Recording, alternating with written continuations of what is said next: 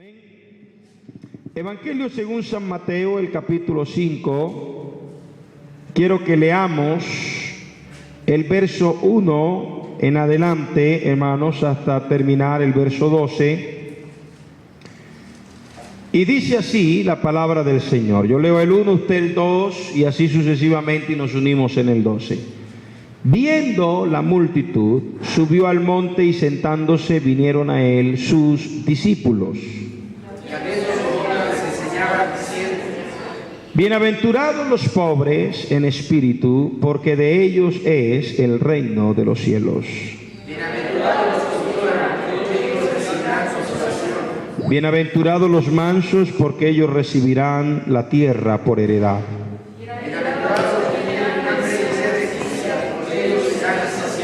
Bienaventurados los misericordiosos, porque ellos alcanzarán misericordia.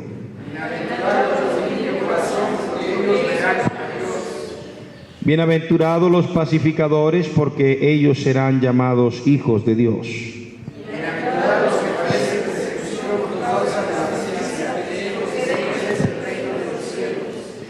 Bienaventurados sois cuando por mi causa os vituperen y os persigan y digan toda clase de mal contra vosotros mintiendo.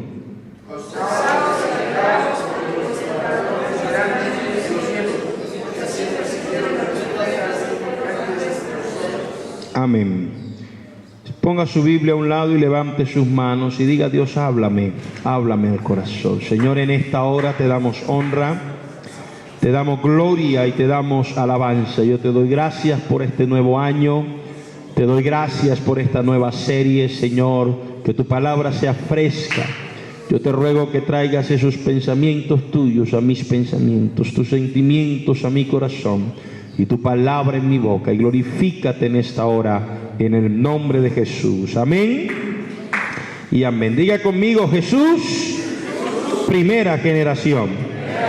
Tome asiento, tenga la bondad, aleluya. Y es para mí una gran bendición, hermano, ser pastor de esta preciosa iglesia, y para mí es un gozo ser su pastor. ¿Cuántos dicen amén? Y que podamos crecer, y que podamos alcanzar las metas, y que podamos llevar a buen puerto, amén, cada una de las cosas que tenemos planeadas para este año, que será sin duda un año de poderosa bendición para cada uno de nosotros. Hay algo, mis amados hermanos, que nunca podrá hacerse, nunca podrá llenarse, amén, un vaso que tenga agua o cualquier otro líquido, podrá llenarse de otra cosa si primero no se vacía. ¿Sí o no? Si usted tiene un vaso lleno de agua y usted quiere cambiarlo por un refresco, ¿cuál es el que más le gusta? Coca-Cola, gloria al Señor, manzanita o cualquier cosa. Usted nunca va a poder disfrutar de una buena Coca-Cola o de un buen refresco, o al contrario, si usted tiene problemas y no puede consumir el azúcar y está lleno el vaso de Coca-Cola y usted quiere tomarse un buen vaso con agua fresca y solo tiene un vaso, ¿qué tiene que hacer entonces? Tiene que vaciarlo. ¿Cuántas veces a usted le ha pasado algo similar con algo? Que usted necesita un recipiente pero está ocupado, pero es imprescindible que lo haga. ¿Qué tiene que hacer? Vaciarlo. Si usted no hace eso, usted va a tener una complicación, porque va a mezclar, amén, ambas cosas. Amén. Por ejemplo, si usted tiene, no sé, aceite en un recipiente y por alguna razón usted quiere utilizarlo para tomar agua, si usted le aplica el agua allí, ¿qué pasa con el agua? Se contamina, ya no la puede beber, y tampoco ya podrá utilizar el aceite, porque el aceite estaría contaminado. Y no es, amén, que el aceite sea malo, el agua sea mala, sino porque son dos combinaciones, una combinación que no se debe hacer. Para nosotros dejarnos moldear por Dios es necesario vaciarnos. Es necesario que tomemos una decisión frente a Él. Cuando el Señor Jesucristo apareció en escena y empezó su ministerio público, lo que Él vio era que la gente tenía mezclas de diferentes cosas en sus vidas. Y habían diferentes grupos.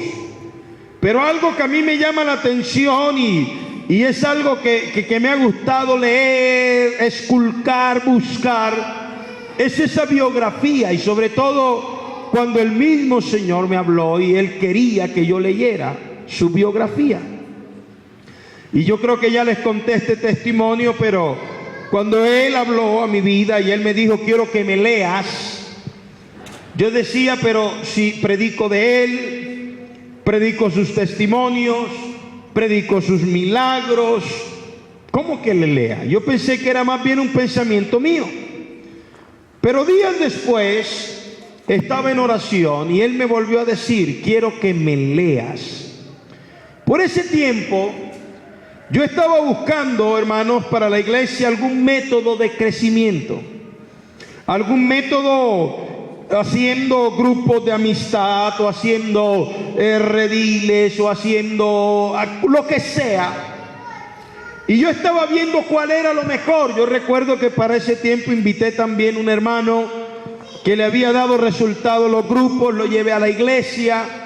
Estuvo dando el curso en la iglesia y los líderes estuvieron atentos, recibieron, pero a los pocos días esta persona que fue terminó haciendo cosas que no las hace un hijo de Dios y terminó haciendo cosas lejos de la voluntad de Dios. Y eso me llevó también a reflexionar y a decir, bueno, ¿qué hago? Y ahí fue cuando por segunda vez el Señor me dice, quiero que me leas. Y empecé a estudiar la biografía de Cristo. Y de alguna manera dejé a un lado todo lo que yo creía saber de Él. Y entonces lo puse atrás y empecé a adentrarme en la biografía de Él. ¿Qué hubiese pasado o qué pasaría si Jesús llegara aquí y empezara a enseñarnos algo que nosotros creíamos que no era cierto? ¿Qué haría usted? ¿Qué pasaría si el Señor una mañana viene y no viene con barba, viene con el peinado del pastor y de pronto no viene con un vestido y con corbata, con un traje y corbata, sino que viene en jean y empieza a enseñarnos algo que nos conmueve el corazón, que parece cierto, pero no le damos crédito porque no creemos en quien lo está diciendo? ¿Qué pasaría?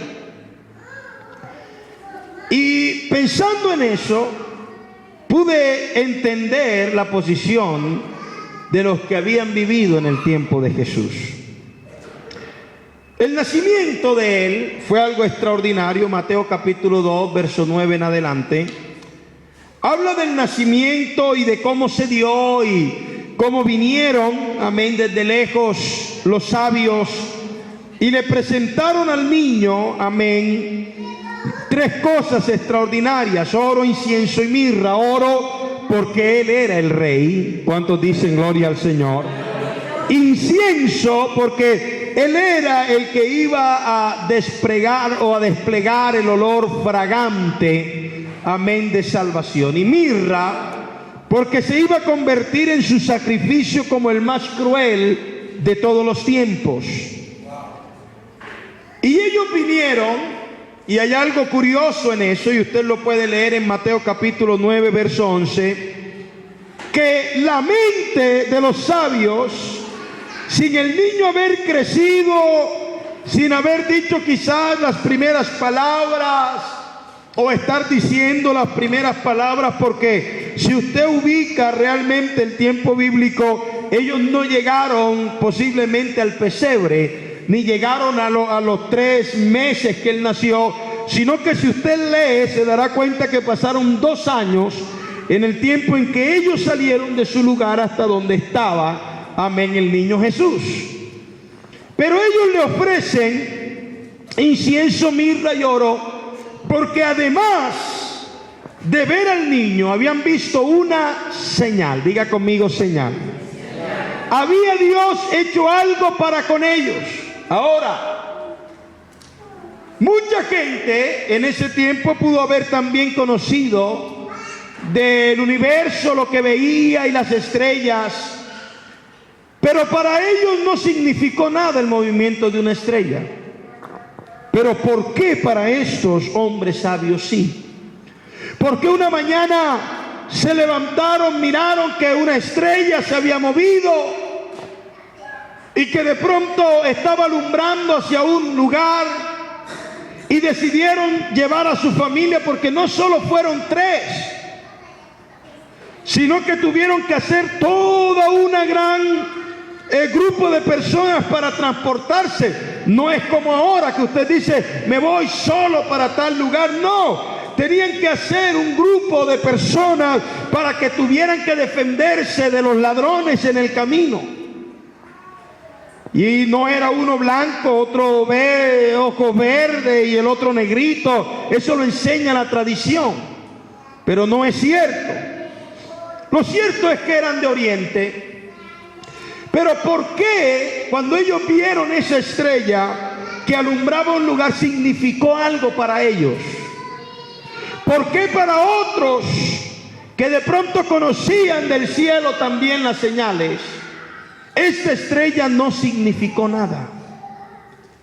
Y la respuesta está en que ellos estaban esperando la manifestación de Dios de una manera especial y maravillosa. Cuando nosotros, hermanos queridos, no estamos entendiendo el llamado y no estamos comprendiendo qué es lo que Dios quiere para nosotros, aunque haya una estrella en el cielo, aunque alumbre hacia un lugar, usted nunca irá porque usted no lo espera. Pero los magos, como le dice la tradición, o los sabios, como debería decirse, ellos estaban esperando el cumplimiento. Y como estaban esperando el cumplimiento de la palabra, Dios les dio una revelación, aleluya, que les permitiera darle a ese niño que nació 3 cosas. Bendito es el nombre del Señor, que lo caracterizarían en su ministerio. Usted sabe que hay gente que pasa la vida sin saber qué hacer en la iglesia. Y siempre están diciendo que yo quiero que me nombren, yo quiero que me nombren. Ya Dios nos nombró y nos dijo, mi hijo eres tú. Usted ya no necesita estar esperando estar detrás de un púlpito para servir a Dios, si usted está viendo alumbrar la estrella. Aleluya. Usted no necesita que alguien le diga, vaya a ver si el pastor lo lleva a predicar. No, ya el Señor nos dijo, vayan y prediquen en mi nombre y verán milagros en mi nombre. ¿Cuántos dicen gloria a Dios? Y por eso cuando alguien, hermanos, en la iglesia no ve la estrella o ve la estrella y no sabe qué hacer, es porque no quiere realmente servirle al Señor. Dígame, diga ya y se vale.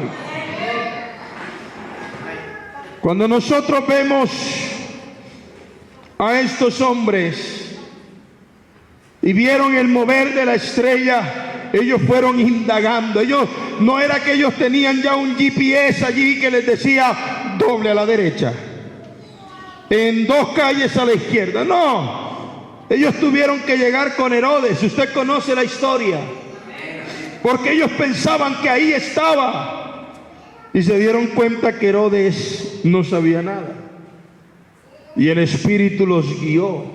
Por eso la Biblia dice que el Espíritu nos guía, ¿qué? A toda verdad. y voy a ir un poco más rápido porque quiero centrarme en el mensaje. Pero lo cierto es que ellos vieron y se movieron. ¿Cuántas veces nosotros tenemos la oportunidad de brindar nuestro servicio al Señor? Vemos la necesidad y nos quedamos sentados porque alguien no nos dice que hagamos. Dígale al que está a su lado, eso ha de ser contigo. Pero estos sabios vieron y se movieron. Llevaron oro, incienso, llevaron mirra. Ahora, esas ofrendas no están en el Antiguo Testamento que se le tienen que dar a un rey. Ni cuando un rey nació se le hizo así, por lo menos no está escrito. Era costumbre regalarle oro porque es rey. Pero ¿por qué incienso y mirra? Porque tenía que haber un testimonio para nosotros que ese niño desde que nació tenía un propósito. Si usted no tiene un propósito en la iglesia, mi hermano querido, usted va a tener problemas toda la vida que esté en la iglesia. Si usted no ha visto, amén, para qué Dios le necesita en la iglesia, usted siempre va a tener un problema. Porque el día que alguien no lo vea como a usted le gusta o le hable como a usted le gusta, va a tener que quererse ir para otro lado. Si de pronto llega a la iglesia y no sabe por qué Dios le ha traído y alguien no lo saluda, usted dice, mejor no vuelvo. Pero cuando usted entiende que esta iglesia no es de hombres, pero es de Dios, y que usted no ha venido por casualidad, sino que tiene un propósito de Dios en ella, usted no está mirando señales en la tierra, usted está viendo la estrella que le está alumbrando el camino para ofrecerle al Señor lo que le ha traído. ¿Cuántos dicen gloria al Señor? Pero cuando Él llegó, muchos no lo entendieron. Juan el Bautista era primo hermano de Jesús en la carne. Ellos tuvieron que haber jugado de niño. Y no voy a decir que a carritos porque no habían, pero a caballitos. Pero cuando Juan el Bautista, que había estado predicando durante mucho tiempo ya, que arreglaran sus caminos porque Jehová venía detrás de él, y vio a Jesús en las laderas del río Jordán, él ya no lo ve como su primo solamente, sino que hubo una revelación de Dios para su vida. Y él dijo, he aquí el Cordero de Dios que quita el pecado del mundo. Y cuando Jesús baja, él le dice, yo debiera ser bautizado por ti, tú vienes a mí. Y él le dice, es necesario que se cumpla todo lo que fue dicho de mí. Y déjeme decir, hermanos, que todos estaban allí. Y el único que vio la señal del Espíritu en forma de paloma fue Juan el Bautista. Y el único que escuchó la voz, este es mi Hijo amado en quien tengo complacencia, fue Juan el Bautista. Hay personas que dicen, si ve, ahí está la Trinidad. No es cierto. Una vez un hombre me dijo, mire, ahí están las tres personas, la voz, la paloma y Jesucristo. Yo le dije, vuelva y léalo, porque la única persona que estaba allí era Jesucristo. Lo segundo fue una manifestación y lo tercero fue una voz. Pero la única persona que estaba allí era Jesucristo. ¿Cuántos dicen gloria al Señor? Y los demás escucharon seguramente un trueno, pero no entendieron. ¿Por qué? Porque no sabían para qué y el por qué estaban allí. Hermanos, cuando uno quiere escuchar a Jesús, uno tiene que vaciarse. Dígame. Y uno tiene que ir al principio, y cuando la Biblia nos lo muestra, ser obedientes y caminar por allí. ¿Cuántas personas quieren servir a Dios abrazando al mundo y no pueden?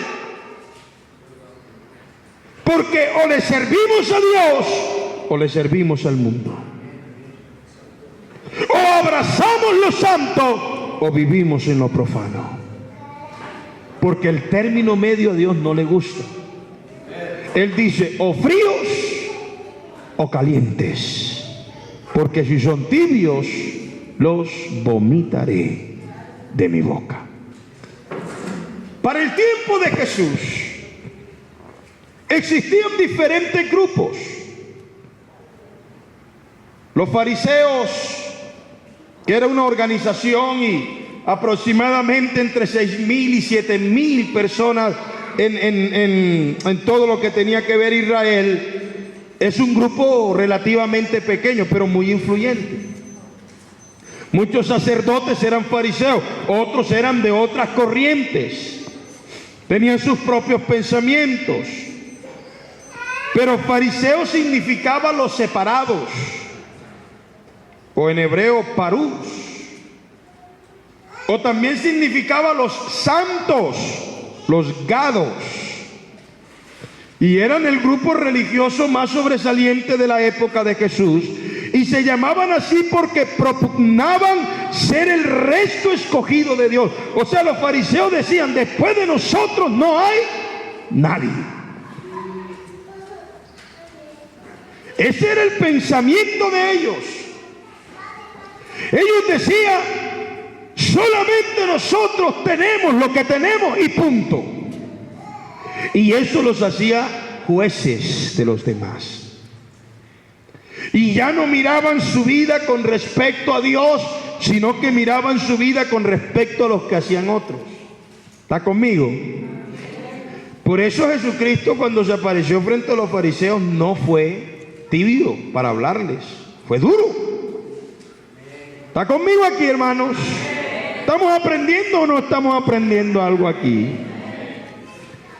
Él les dice, ustedes son sepulcros blanqueados. Se ven muy bien, se ven muy guapos, pero por dentro apestan. Porque es que no podemos engañar a Dios. Y esta posición molestó definitivamente a los fariseos. Ellos creían que eran la verdadera, oiga bien, comunidad mesiánica, que en el día del juicio sería la primera en ser salvada. Pero cuando llegó el Mesías, no lo conocieron. Ellos creían en la llegada del Mesías. Y para traerlos a tiempos aquí, para que me entiendan, es como si Jesús llegara aquí y nosotros estamos predicando y Él llega en jean y llega en una camisa pero sin corbata. Como ya tenemos una posición de cómo se viste el pastor, no entendemos la voz de Él. ¿Está conmigo? Jesús vestía como todos los judíos, pero hablaba diferente a ellos. Y Él les hablaba directo, porque los fariseos decían, solo nosotros vamos a ser salvos. Y Él les decía, no. El pensamiento de los fariseos era tan fuerte porque ellos no solamente creían en la Torá escrita, ellos creían más en la tradición de la halakha o la tradición oral. Y entonces, según el que diera la Torá y la interpretación que diera, eso creían. ¿Están conmigo? Y eso muchas veces ha pasado. Hay gente que dice, no, es que a mí me enseñaron así. Oiga, pero la Biblia dice, no, yo aprendí así. ¿Cuántos han pasado por eso alguna vez? No, es que a mí me dijeron que es así. No, hermano, pero mire, la Biblia aquí dice, no, a mí me enseñaron que es así. Dígalo. ¿Está conmigo? Porque nosotros hemos llegado dentro del cristianismo a ser personas que llegamos a un lugar y escuchamos, pero no vamos a la Biblia para ver qué tan cierto es. ¿Está conmigo? Yo siempre he dicho algo, hermanos. El cristiano tiene que conocer la Biblia. Porque si alguien viene a usted a decirle, mire, es que Dios es de ojos verdes o ojos negros y a Dios y hay que hacerle así, así, lo primero que usted tiene que buscar es un fundamento bíblico. Amén. Por eso es que Jesucristo, en su afán de su predicación, Él le dice a los fariseos, escudriñen las escrituras, porque en ellas os parece estar la vida eterna. Si parafraseamos un poquito eso, estaba diciendo, dejen de creer en cuentos de viejas. Deje de estar fundamentándose en cosas que oyó o que le dijeron. Escudriña las escrituras. ¿Cuántos dicen gloria a Dios? Hermanos, es que el Señor no viene por una iglesia que piense que es así o es así. Él viene por una iglesia establecida en lo que Él estableció. Dígale al que está a su lado, esto está bueno. Entonces los fariseos, ¿cómo medían? Ellos su santidad. Ellos medían su santidad con lo que hacían y cómo se veían. ¿Cuántos dicen hay poder en Jesús? Pero estaban los saduceos. Los saduceos nacen la división de los macabeos y su nombre proviene de lo que ellos consideraban a su fundador, a Sadoc. Y su limitación a la Torá y su rechazo a las tendencias reformistas hicieron que se aceptase solo, amén, del hombre una visión terrenal. Ellos no creían en el más allá ni nada. Ellos tenían su propio pensamiento. Y que el hombre tenía que regirse a una ley. Y si se salía de esa ley, entonces ya no era de Dios. Entonces estos iban al otro extremo. Y cualquier parecido con la realidad es mera coincidencia. ¿Cuántas veces escuchamos grupos que dicen, no, nosotros sí, aquellos no? No, nosotros sí, pero aquellos, no. Porque mientras más nos vayamos a un bando fariseo o saduceo, perdemos la vista de la luz de la estrella. Yo he conocido personas, hermanos queridos, que se han ido a un extremo o se han ido al otro extremo. Unos terminan comunistas en el ecumenismo, otros terminan en el conservatismo y se pierden vivir en la palabra de Dios. ¿Cuánta gente en la iglesia a veces vive hasta amargado o amargada? Yo conocí un hermano, están conmigo aquí, que él decía, pastores, ¿cómo es posible que la gente así, y siempre tenía una mala forma para decir? Y porque estaba más preocupado en cómo se veía la gente que en lo que él estaba haciendo.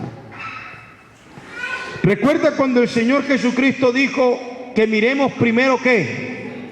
La viga que está en nuestro ojo, para después ¿qué? Sacar la paja.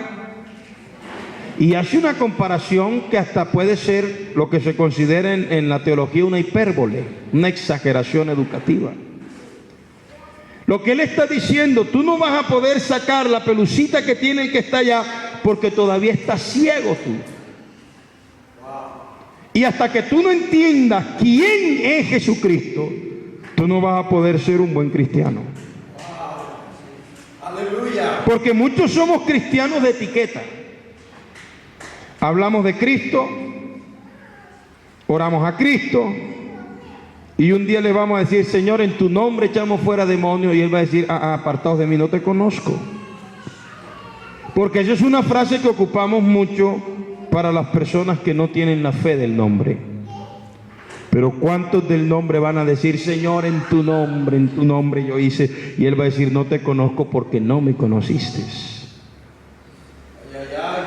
¿Sí está conmigo aquí, hermanos? ¿Cuál era la primera generación? Bueno, lo que enseñó Jesucristo. Estaban entonces los helenistas. Los helenistas eran los cool, los chéveres, que no pasaba nada. Estaban los esenios, que eran una verdadera secta religiosa que se formó en la división de los asídeos, en la época macabea también. Y ellos tenían su fundamento en Pitágoras. Y ellos mezclaban el judaísmo y mezclaban una cosa y hacían su propia religión. ¿Están conmigo? Daban mucha importancia a la pureza ritual, los lavatorios, los baños rituales, mucho más que los fariseos. Es más, hermanos queridos, muchos de ellos exageraban de tal forma que si se saltaban un punto en su ritual lo volvían a repetir. Y es que el hombre tiene la tendencia a pensar que Dios bendice los métodos. Y Dios no bendice métodos, mi hermano. Dios bendice a hombres y a mujeres. Él no bendice programas. Él bendice a hombres y mujeres. ¿Cuántos dicen gloria al Señor? Lo que te estoy mostrando es un poco de historia, pero quiero que lleguemos a esa primera generación. ¿Por qué Jesús no fue aceptado? Ellos tenían un afán comunitario, ellos ayudaban, comían todos juntos, tenían los bienes en común, y eso se practicó en la iglesia y no funcionó. Recuerda, cuando empezó la iglesia, mucha gente empezó a vender sus bienes, la traían a los apóstoles. Al principio funcionó muy bien, y la Biblia tiene un subtítulo que dice todas las cosas en común. ¿Lo ha leído? ¿Sí lo ha leído en Hechos? Pero ¿qué pasó? Vinieron a pobreza, porque ese no era el plan de Dios. Había alguien allí que era selenio, se convirtió, pero trajo su selenismo al cristianismo. Y los convenció que esa era la forma. Y ellos empezaron a practicar un evangelio selenista o helenista. ¿Está conmigo? Había otro grupo que eran los terapeutas. No como el terapeuta de ahora, psicólogo, sino que era una secta judía muy similar a los esenios. La comunidad estaba presidida por el miembro más anciano, y él era el que dirigía, y entre más tiempo tenía usted allí, más subía. ¿Cuántos dicen hay poder en Jesús? Su jornada habitual constaba de una oración matutina mirando hacia el sol, una jornada de estudio de la Escritura y de oración. ¿No nos han enseñado eso a veces también? Yo cuando estaba pequeño yo escuchaba gente que decía, es que si no oras en la madrugada, Dios no te oye. ¿Alguien escuchó eso alguna vez? Es que si no estás en la quietud y todo está en silencio, entonces no vas a poder orar bien. Y por eso hay que buscarlo de madrugada. Pero yo descubro en la Biblia que Él no es solamente Dios de madrugada. Él es Dios de mediodía. Él es Dios de noche. A veces he escuchado gente, leído libros de gente que dice, no, orar en la noche es un desperdicio, porque allí es cuando los demonios están fuertes. Pues no es cierto, más fuerte es el que está con nosotros.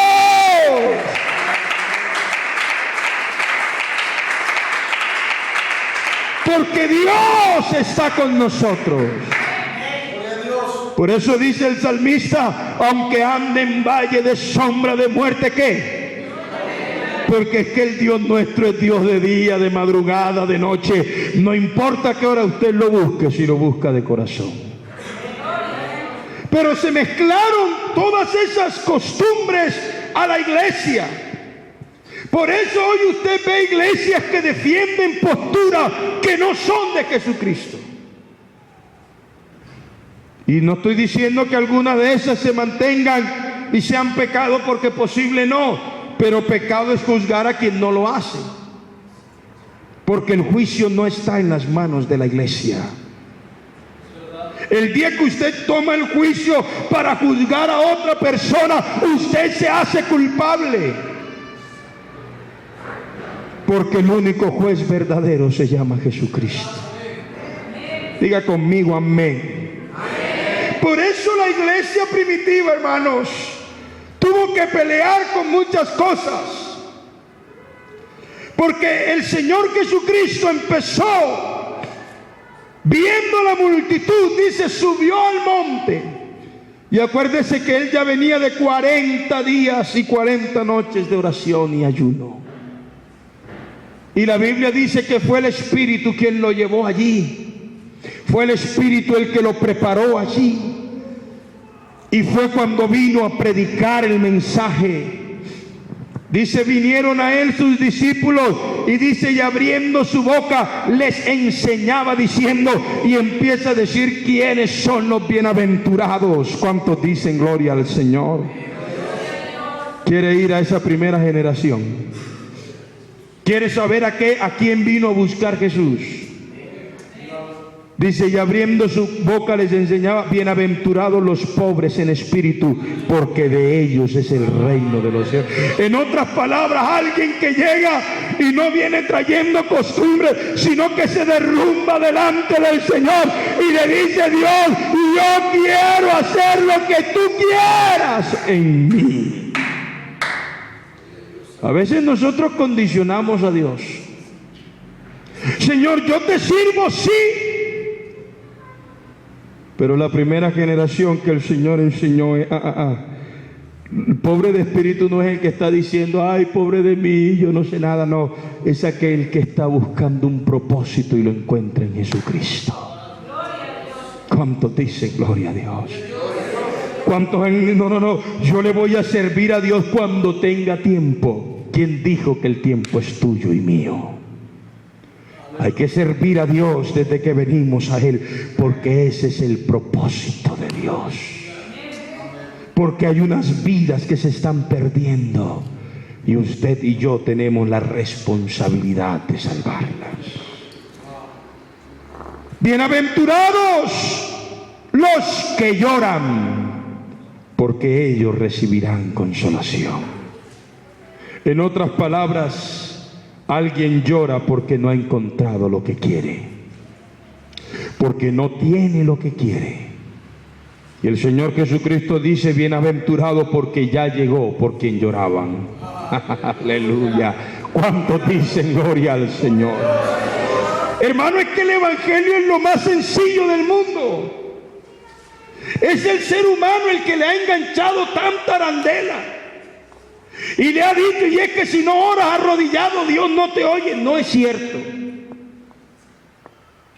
Y usted ve iglesias que tienen una absoluta forma de hacer el ritual a Dios, como si Dios se interesara en rituales. Le interesa el corazón del hombre. Hermano, yo he conocido gente que después de drogarse durante días han levantado sus manos a Dios. Y Dios los ha escuchado y los ha salvado de la droga. Él no les dijo, váyanse tantos días, métanse. No. Porque Él escucha el corazón contrito y humillado del hombre. Lo que pasa es que a nosotros nos gustan los rituales. Y si no se hace de una forma o de otra forma, entonces creemos que Dios no oye. No, Dios sigue oyendo.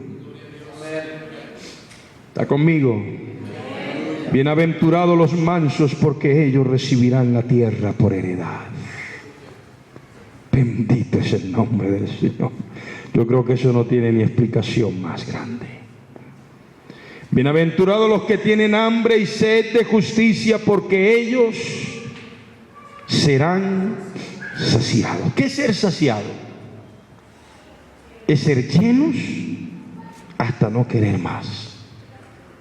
Pero no es la justicia tuya, es la justicia de Dios. Por eso Jesucristo, cuando usted lea todo eso, los 3 capítulos del sermón, que es un sermón extraordinario. Yo predico 30, 40 minutos y ya la gente está mirando el reloj. Bueno, este sermón tuvo que haberse durado por lo menos 17 horas. Y él dice, si vuestra justicia no fuese superior a la justicia de los fariseos, entonces no heredaréis el reino de los cielos. ¿Cuántos dicen gloria al Señor? También estaban los samaritanos. Era un pueblo mestizo, judeo, pagano, que vivía engastado en un reducido territorio entre Judea y Galilea llamado Samaria.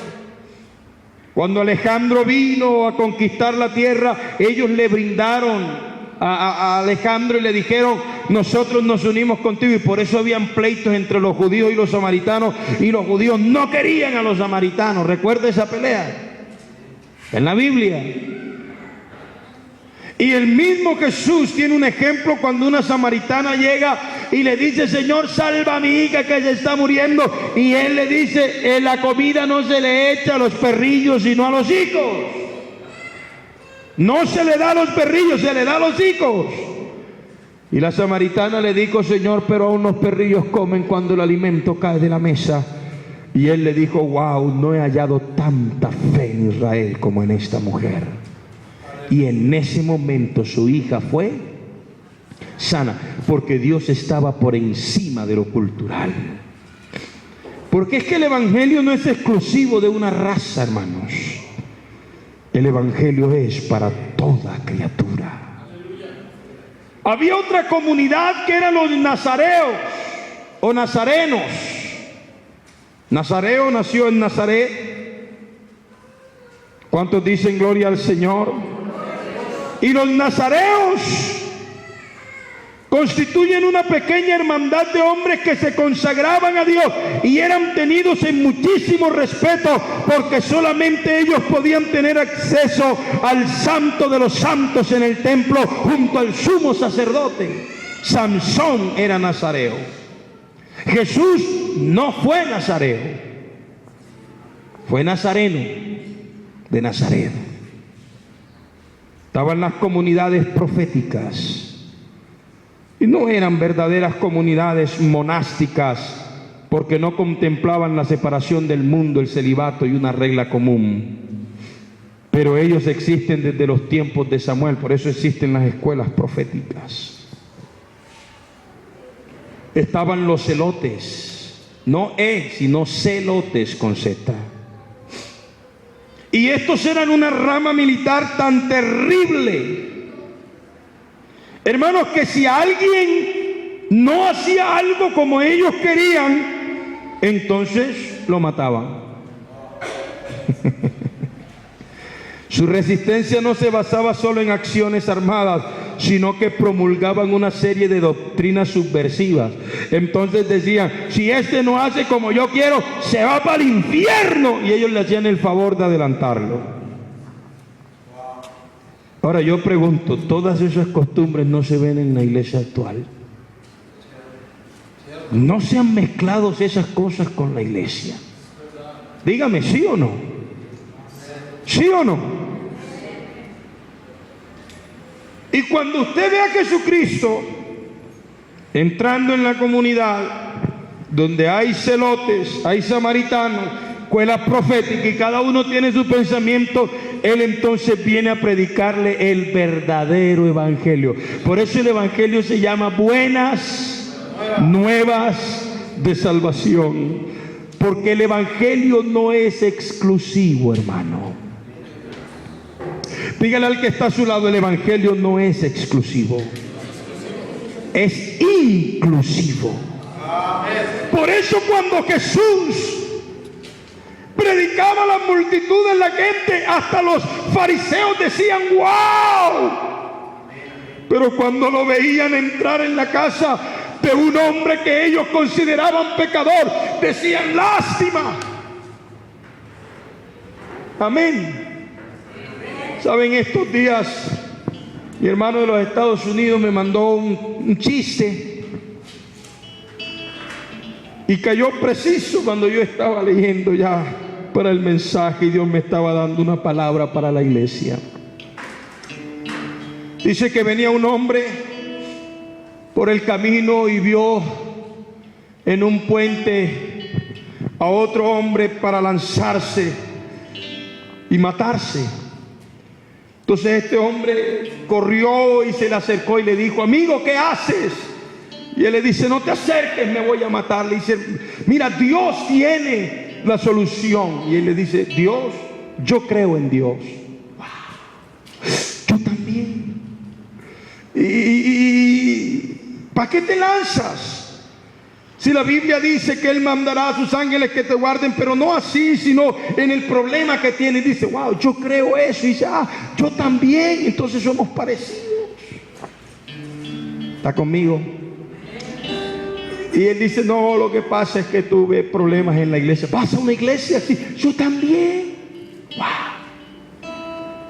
¿Y a qué iglesia vas? Y empezó una conversación entre ellos. Dice: voy a la iglesia pentecostal. Oh, yo también soy pentecostal. Esto es designio de Dios, hermano, que nos encontremos. Vine a ayudarte. Amén. ¿Y de qué pentecostal eres? ¿De los que se ponen el trapito en la cabeza o de los que no se lo ponen? No, yo no creo en ponerme el trapito. ¡Wow! Esto es de Dios. Yo tampoco creo en eso. Está conmigo. Y él le dice: esto es de Dios, hermano. Y cree de los que creen en la reforma del pentecostalismo, donde creemos que hay que danzar y con amén. Yo también, esto es de Dios, hermano.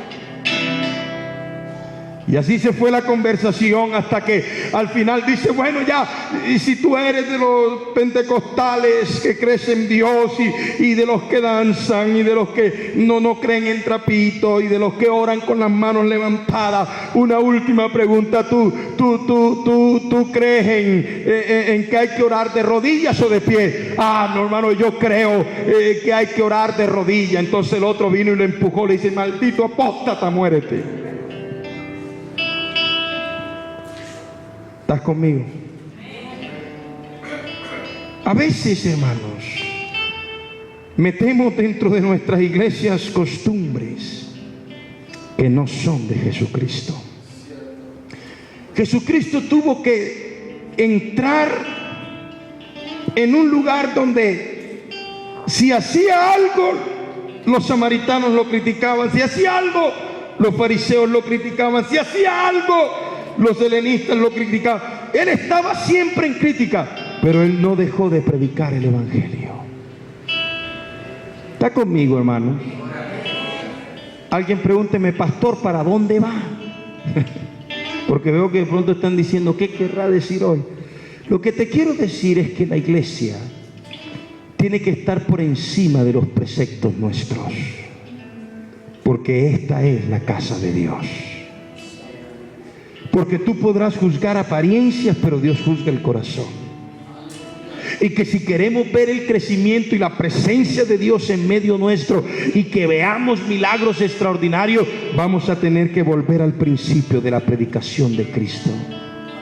¿Qué fue lo que hizo que una mujer que no cabía ni en los samaritanos, ni cabía con los fariseos, ni cabía con los saduceos, viniera a los pies de Jesús y derramara el perfume y rompiera el frasco y con su cabello enjugara los pies del maestro? ¿Qué fue? Que Jesús dijo: vengan a mí los que están cansados y cargados, y yo los haré descansar.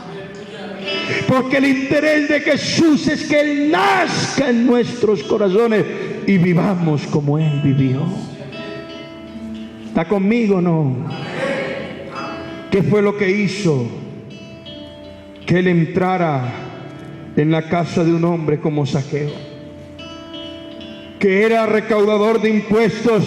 Y cuando lo vio en el sicómoro, el Señor le dijo: bájate, es necesario que yo pose en tu casa. Y cuando él entró allí, fueron los que estaban a su alrededor diciendo: si supiera quién es este hombre, es de mala calaña. Pero él no estaba pensando como pensaban fariseos, helenistas, celotes. Él estaba pensando en su reino.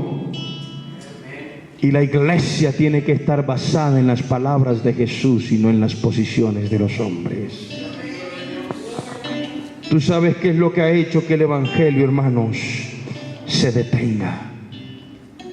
Tú sabes qué es lo que ha hecho que en muchas iglesias la presencia de Dios no se mueva como en la iglesia primitiva, porque nosotros hemos traído costumbres fariseas, helenistas, saduceas a la iglesia.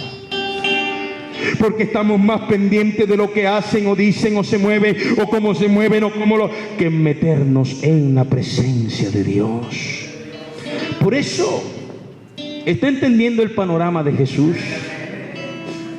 Por eso cuando Él decía: no vine a buscar sanos sino enfermos, los fariseos decían: eso no puede ser, porque la ley dice, sin entender que Él fue quien dictó la ley.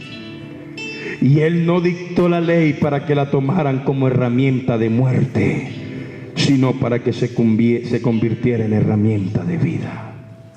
¿Está conmigo? Por eso salen tantas doctrinas por allí. Por eso entender las enseñanzas de Jesucristo es vital para ser cristiano realmente. Su ministerio empieza con el Sermón del Monte, que coloca las bases de lo que es el verdadero cristianismo. Le voy a hacer una pregunta y por favor respóndala levantando su mano. ¿Cuántos aquí han leído el Sermón del Monte de principio a fin, meditando en cada uno de esos versos? Levante la mano. Baje la mano. ¿Cómo podemos ser cristianos sin entender el fundamento del Sermón del Monte? ¿Está conmigo? Cuando usted empieza a leer el Sermón del Monte y empieza a hablar, hemos escuchado fragmentos: somos la sal de la tierra, pero cuando ocupamos ese texto decimos: es que somos diferentes a los demás. No somos diferentes, hemos creído diferente porque hemos conocido al Dios de la gloria. Si está conmigo, ¿no? Aquí el estar en el principio es vital para centrar una vida agradable a Dios. Como iglesia tenemos una obligación, y es ser la iglesia primitiva. ¿Cuántos quieren ser la iglesia primitiva? Por eso, hermanos, cuando volvemos a interpretar el Antiguo Testamento vienen problemas. Hay gente que dice: no, el sábado es el día del Señor, y no es el sábado. El día del Señor es lunes, martes, miércoles, jueves, viernes, sábado y domingo. Pero hay gente que aún viendo lo que Jesús hizo, se devuelven a practicar la ley. ¿Para qué? ¿Está conmigo? Por eso salen diciendo: no, el que no guarde el sábado se pierde. Si el que me salva a mí no es el sábado, quien me salva a mí es Jesucristo. ¿Sí o no? ¿Sí o no? Y muchos salen diciendo: no, es que el domingo es la marca de la bestia. ¡Qué terrible posición! Si la marca fuera un día, entonces todos los que vivieran en domingo serían malditos. Pero volver a interpretar el Antiguo Testamento y traerlo sin entender a Jesucristo no lo va a poder hacer. Porque la iglesia, aunque está fundamentada en apóstoles y profetas, fue Jesucristo quien mejor interpretó el Antiguo Testamento. ¿Está conmigo, iglesia del Señor? ¿Cuántos quieren ver crecimiento espiritual? ¿Cuántos quieren ver crecimiento numérico? ¿Cuántos quieren ser instrumentos de Dios? ¿Cuántos salir al Antiguo Testamento hasta nos prohíben comer algo? ¿Sí lo ha vivido? Y ya usted ve a la iglesia primitiva diciendo mata y come a Pedro, y algunos dicen pero mató. Jesús no se va a contradecir, Dios no se va a contradecir. El mismo apóstol Pablo dice: cuando te sientes no preguntes, ora y come, punto.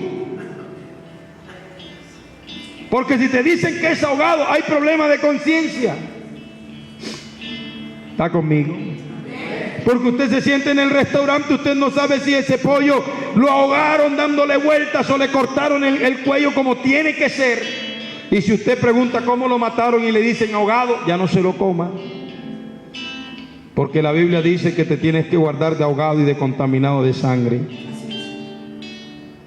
¿Está conmigo?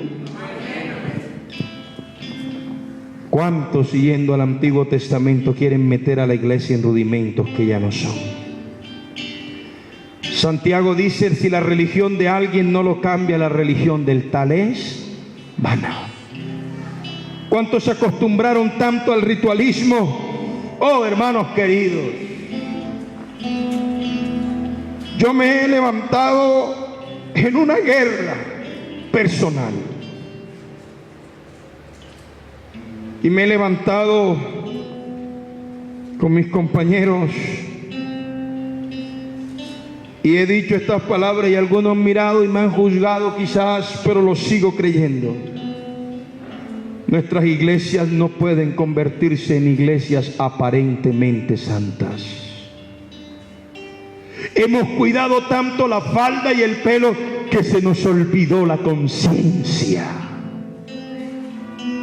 Porque si lo vemos santo, gloria a Dios, aleluya. Y hay fornicación, adulterio, mentira, chisme, murmuración dentro. No podemos ser fariseos. Tenemos que volver al Evangelio de Cristo. Tenemos que decir: Señor, yo quiero que nazca, yo quiero ver el propósito tuyo en mi vida. Porque la generación del principio fue la base de todo, y cada quien debe mirar cómo edifica. En estos días un hombre, un hermano que se está metiendo al judaísmo y al mesianismo, que está muy de moda, y llega a iglesias y agarran a la gente porque no estudian la Biblia. Y terminan después vistiendo como judíos, cambiándose el nombre. Ya no dicen Jesús, dicen Yeshua, como si Dios no entendiera los idiomas. Y entonces dicen: no, te bautizaron mal, ahora es en Yeshua, porque ese era el nombre de él. Hermano, fue el mismo Dios en quien dio los idiomas. Si usted dice John o dice Juan, él sabe a quién se refiere. Pero cada uno agarra una doctrina y hacen un club social. Y este hombre empezó a decirme: Hatuku Panamá y y empezó, y entonces le escribí yo: allí estoy hablando con un hispano o con un judío. Me dice: soy hispano, pero judío espiritual. Y cuando me bendices en hebreo, ¿tiene más poder esa bendición o si me bendices en español? ¿Cambia la bendición? ¿Cambia Dios? Cambia Dios y dice: este está en hebreo. Entonces, ¿qué sería de nosotros si no sabemos hebreo? Dios no vino a purificar un idioma, hermanos. Él vino a darnos un idioma nuevo. Por eso hablamos en lengua según el Espíritu nos dé que hablamos. Por eso tenemos que procurar el Evangelio de Cristo. Y tenga cuidado con falsas doctrinas. Hay gente que, mire, cuando alguien lo llame y le diga: esto no se lo diga al pastor, esto es una revelación que Dios me dio, sepa que no es de Dios. Porque si no quiere que el pastor lo sepa es por algo. Por eso es que la Biblia dice, el mismo Jesús hablando dice: muchos son llevados como hojas llevadas porque no entienden. Hay gente que llega a la iglesia y mueve a la iglesia porque le dice, ay, tú oras con una mano, si no, no, hay que orar con las dos porque si no Dios no te oye. Mira, aquí Dios dice en la Biblia que Moisés levantó dos manos para que hubiera triunfo en el pueblo, y la gente se cree eso. Y no se ponen a pensar si de pronto alguien es manquito y no tiene manos, que levanta. Dios quiere una iglesia santa. Dios quiere la iglesia primitiva. Una iglesia que ve a su hermano caído y no lo patea, sino que le dice, hermano, aquí estoy, aquí está mi hombro, vente, apóyate. Cuando tú no puedas, yo te voy a ayudar. Y cuando yo no pueda, me voy a apoyar en ti. Ese es el amor de la iglesia, hermanos. Ese es el amor de la iglesia. Por eso nadie puede levantarse a juzgar. Hay personas que se levantan en juicio y juzgan a alguien. Porque el mismo enemigo que atacó a tu hermano es tu mismo enemigo. Y la Biblia dice que el que hace volver a un pecador de su error cubrirá multitud de faltas. Tú sabes que eres más fuerte cuando estiras la mano para levantar que cuando sacas la espada para cortar la oreja. ¿Qué iglesia quieres ser? Como algunos dicen que tiene que ser la iglesia, o volvemos a los preceptos de Cristo y lo leemos y nos vaciamos y nos empezamos a llenar de Cristo y nos empezamos a llenar de su palabra. Una vez estaba en Miami, perdón hermanos, pero este mensaje yo quiero que nos quede grabado en el alma. Y un hermano cubano me fue a buscar y él estaba llorando. Y me dice, pastor, no sé qué hacer. ¿Qué pasó, hermano? He tenido problemas con mi familia muy fuertes y ya llevo un tiempo así. Ay, ¿por qué? Dice, porque me enseñaron en la iglesia que si yo saludo a un fornicario o a un adúltero, entonces yo me voy a contaminar. Y en la iglesia, si un hermano suyo, un primo suyo, usted sabe que está en adulterio, en fornicación, no puede ni siquiera hablarle. Y yo solo le hice una pregunta. Yo le dije, ¿en qué parte de la Biblia está eso? Y abrió el Antiguo Testamento y me dice, aquí dice que si tocamos lo inmundo no podemos. Entonces yo le dije, entonces en vano sería vivir, porque esta carne que usted tiene y que yo tengo es inmunda. El único santo es Jesucristo. Y usted no conoce a todo el mundo.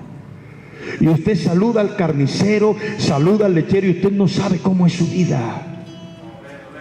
Lo que nos santifica a nosotros, hermanos, es el Espíritu de Dios que está en nosotros. Mire cuánta gente, en vez de ganarse a la familia, la ha echado de la iglesia. Porque ellos van a ofrecer lo que tienen. Ellos llegan y te dicen, vamos a una fiesta. No, son del diablo, váyanse para el infierno.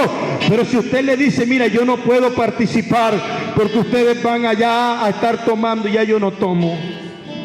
Y con cariño le dice, pero bueno, yo voy a orar por ti para que entiendas. Yo le aseguro que esa persona se va a ir pensando en usted.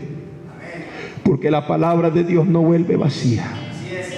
Yo he llegado a matrimonios, alguien me dice, hermano, y es que mi cuñada se casó en una iglesia católica, yo no fui, y mi hermano ahora me detesta. Claro, porque usted no fue sabio, no fue sabia. Si usted se mete en una iglesia católica, no se le va a pegar el diablo, es que el que lleva la santificación es usted. No va a participar de lo que hacen porque usted no cree en el Dios que ellos predican, porque no es el Dios de la Biblia. Pero le voy a contar un testimonio. Una vez fui por una familia de la iglesia Y ellos querían que yo orara por ellos. Dice, pero es que la familia del que va a ser el esposo quiere que sea en la iglesia católica. Me digo, ¿será que usted puede ir? Sí. Me senté en la última silla. Yo veía que se paraban. Ritualismo. Y yo sentado, yo vi todo con mucho respeto. No dije nada, se acabó. Cuando llegamos al lugar, la esposa ya le decía, yo quiero que el pastor ore por nosotros. Yo, sí, vamos a orar. Y empecé a orar por ellos, declarando bendición sobre ellos. Alguien puede decir sacrilegio, pero cuando yo estaba orando sentí la presencia de Dios y ese hombre empezó a llorar. ¿Sabe qué? Con el tiempo se bautizó él y su esposa y entendieron quién es Jesucristo. No podemos hacer de nuestra iglesia algo exclusivo. Esta tiene que ser una iglesia inclusiva. Usted no va a participar de una fiesta porque es lógico. ¿Qué hace usted donde todo el mundo está bebiendo ron? Ya usted no hace parte de ese ambiente. ¿O sí? ¿No? Están bailando y haciendo vulgaridades, ya usted no puede. Pero no se le quita nada llegar al principio, llevar el regalo y decirle, Jesucristo te bendiga, te amamos. Y cuando quieras te espero en la iglesia. ¿Por qué no te quedas? No practico lo mismo que ustedes practican, yo creo en Jesucristo, pero te amo. Y Dios te bendiga, nos vemos. Yo le aseguro que esa familia va a quedar impactada. Muchos dicen, no miren, no toquen. Y eso dice la Biblia. ¿Por qué? ¿A quién quiere salvar a usted más si no es primero a su familia? Y hoy día, no, ni lo saludo porque se me pega el diablo. No es cierto. Háblele del amor de Cristo, porque Él vino a buscar y a salvar lo que se había perdido. Los salvos ya estamos en la iglesia. Vamos por los que están perdidos. No vamos a perder nuestro norte. No vamos a decir, voy a ir a un lugar en vez de ir a la iglesia, voy para... No. Primero lo primero. ¿Cuántos dicen gloria a Dios? Pero Dios quiere bendecirnos. ¿Por qué no te pones sobre tus pies? Diga conmigo, primera generación. ¿Quieres ser parte de esa primera generación? Yo voy a invitarte al altar. Vente corriendo aquí. Y dile, Dios, hazme parte de la primera generación. ¿Sabe qué me gusta de la primera generación? Que cuando ellos llegaban a un lugar y le decían bendiciones, y le decían, si no lo reciben, sacudan sus piececitos y sigan. Pero no les dicen, no los juzguen, les dice, algún día ellos tendrán su juicio, pero ustedes vayan y busquen los que necesitan ser salvados. Levanta tus manos allí donde estás, porque Dios quiere hacernos primera generación. Y quiero que levantes tus manos, hermano, hermana, porque Él vino a buscar y a salvar lo que se había perdido. Porque Él vino a rescatar del hoyo cenagoso y limpiarnos con su sangre. Oh, yo siento la presencia del Señor aquí.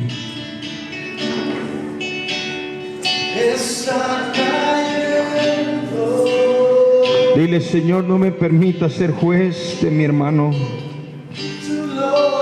No me permitas juzgar a nadie. Pero tú júzgame a mí y corrígeme a mí. Aleluya.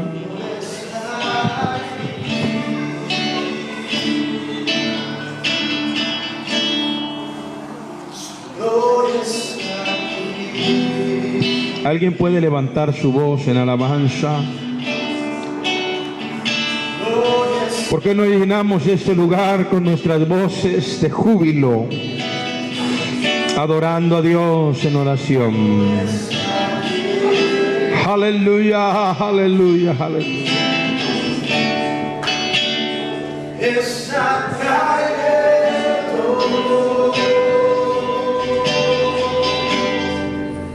su gloria sobre mí,